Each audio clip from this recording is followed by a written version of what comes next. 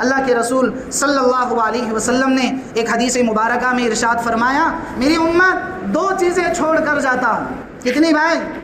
دو چیزیں چھوڑ کر جاتا ہوں، میری امت دو چیزیں چھوڑ کر جاتا ہوں، ایک بولنے والا اور ایک خاموش۔ ایک بولنے والا، ایک خاموش۔ بولنے والا کیا ہے؟ وہ قرآن کریم ہے۔ بولنے والا کیا ہے؟ وہ قرآن کریم ہے۔ اور خاموش کیا ہے؟ وہ موت کی یاد ہے۔ خاموش کیا ہے؟ موت کی یاد اور موت کے بعد کی زندگی کی تیاری ہے۔ اس لیے میرے عزیزوں، ہم اپنے آپ کے اندر یہ غور و فکر کریں کہ ہم اللہ کے دین کی محنت کے پیچھے لگ جائیں، ہماری زندگی کے اوقات اللہ کے دین کی محنت کے پیچھے لگ جائے، اور ہماری نمازوں میں ایسی جان پیدا ہو کہ ان چیزوں کے ذریعے سے ہم اللہ سے مدد لینے والے بنیں۔ ہاں، بڑی ضرورت ہے میرے عزیزوں نمازوں کی درستگی کی۔ آج تو آٹ اور کھاٹ کی نمازیں چلتی ہیں، آٹ اور کھاٹ، لیکن میرے عزیز بزرگ اور دوستوں، ایسی نمازوں سے اللہ کے مدد اور اللہ کی فیصلے اور اللہ کی رضا مل جائے بہت مشکل کی بات ہے۔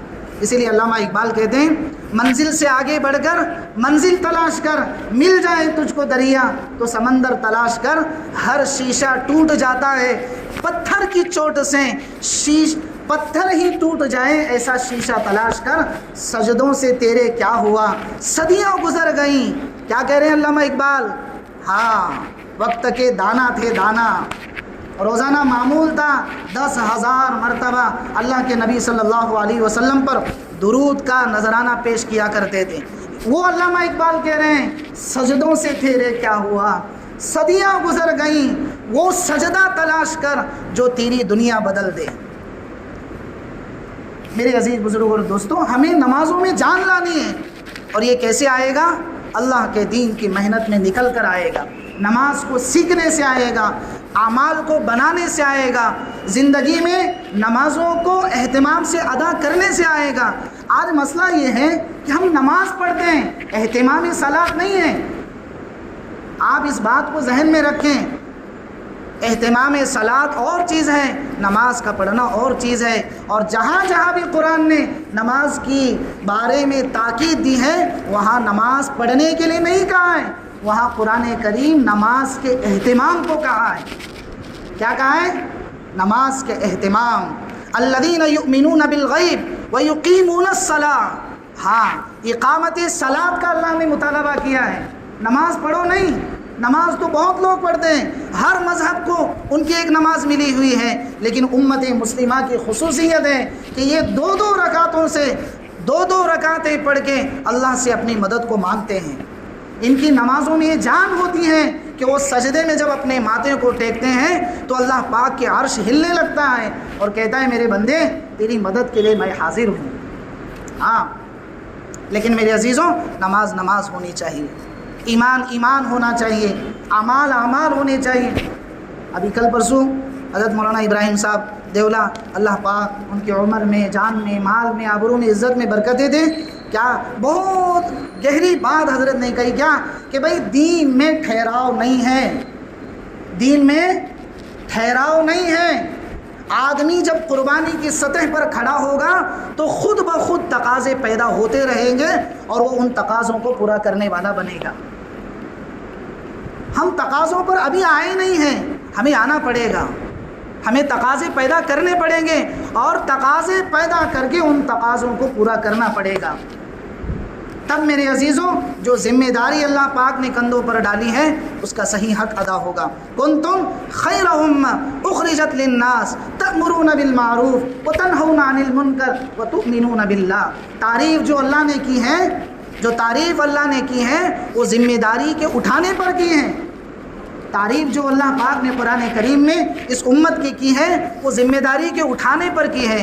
اس لیے میرے عزیزوں، ہم اپنے آپ کو مضبوط بنائیں، ایمان کے ساتھ، نمازوں کے ساتھ، نمازوں کی لذتوں کے ساتھ۔ میرے عزیز بزرگ اور دوستوں، پھر اللہ پاک مددوں کے فیصلے کریں گے، ہمارے قبر کی، ہمارے حشر کی، نشر کے مسائل حل ہوں گے، ہمیں اللہ سمجھ میں آئے گا، قبر سمجھ میں آئے گی، قبر کی بات کی زندگی سمجھ میں آئے گی، اور اللہ کے سامنے کھڑے ہونے کا احساس سمجھ میں آئے گا۔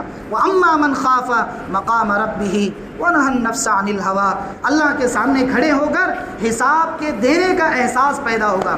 حضرت زرارہ بن اوفا رضی اللہ عنہ مدینہ منورہ میں امام ہے، امامت کر رہے ہیں، صبح کی نماز پڑھا رہے ہیں، جب جہنم کے تذکرے پر پہنچے غش کھا کر گر گئے اور وہی مصلی پر جام شہادت کو نوش کیا۔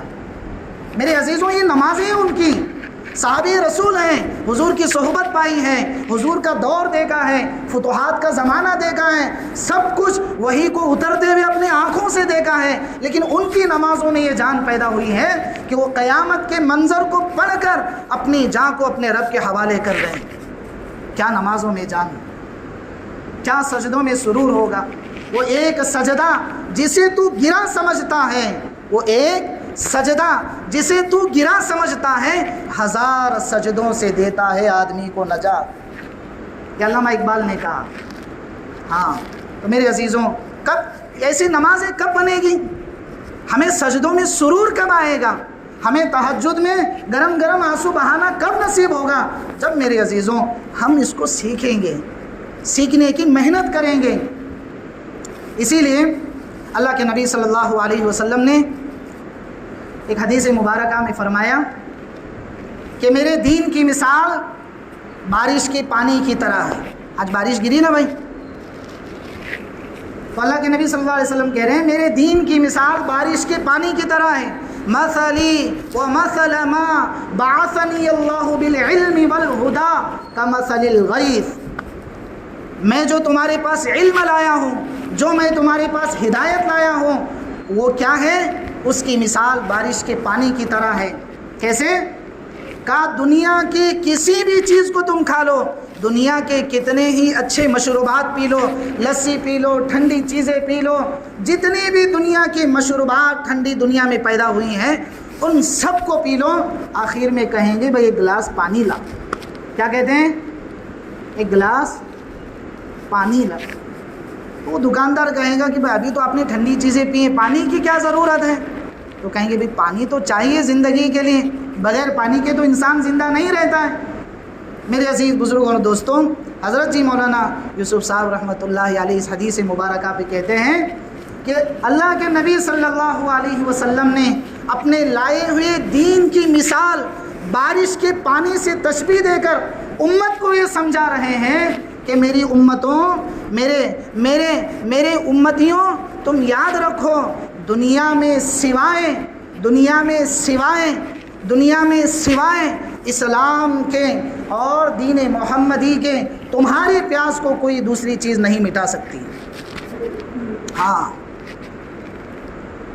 میرے عزیز بزرگوں اور دوستوں، یہ سب چیزیں کب پیدا ہوگی؟ جب میں اور آپ اللہ کے دین کی محنت کے پیچھے لگیں گے، محنت کریں گے، اپنی قربانی کی سطحوں کو بڑھائیں گے، تھوڑا سا اپنی ذات پر مجاہدہ، تھوڑی سی قربانیاں میرے عزیزوں ہمیں پیش کرنی ہے اور ان صحابہ کی نقل ادا کرنی ہے۔ اس لیے میرے عزیزوں اب ہمارے سامنے یہ تقاضا ہے کہ باطل جو ہے وہ کمر بستہ ہو کر کھڑا ہوا ہے اور کہہ رہا ہے کہ بلاؤ تمہارے اللہ کو، بلاؤ تمہارے اللہ کو۔ میرے عزیز بزرگ اور دوستوں، ہم اس طرح کا ایمان لے کر کہ ہم آٹ کی اور کھاٹ کی نماز پڑھتے ہو، ہم پڑھے کہتے کہ چلے بھی جاتے ہو، مرغی کی طرح ٹھونک مار کر ہم اٹھ کر چلے جاتے ہو، میرے عزیزوں اس طرح کی نمازوں سے ہماری مددیں نہیں ہو سکتی۔ اللہ کے وعدے اعمال کے ساتھ ہیں، اللہ کے وعدے دین کی محنت کے ساتھ ہیں، اللہ کے وعدے نمازوں میں لذت اور سرور پیدا کرنے والوں کے ساتھ ہیں، اور اللہ کے وعدے ایمان اور اعمال اور یقین کے ساتھ ہیں۔ اس لیے میرے عزیزوں یہ چیزیں سیکھی جاتی ہے اللہ کے راستے میں نکل کر۔ کہاں پر بھائی؟ کہاں سیکھی جاتی ہے؟ اللہ کے دین کی محنت میں لگ کر اور اپنے آپ کو محتاج سمجھ کر جب آدمی محنت پر ڈالتا ہے تو میرے عزیزوں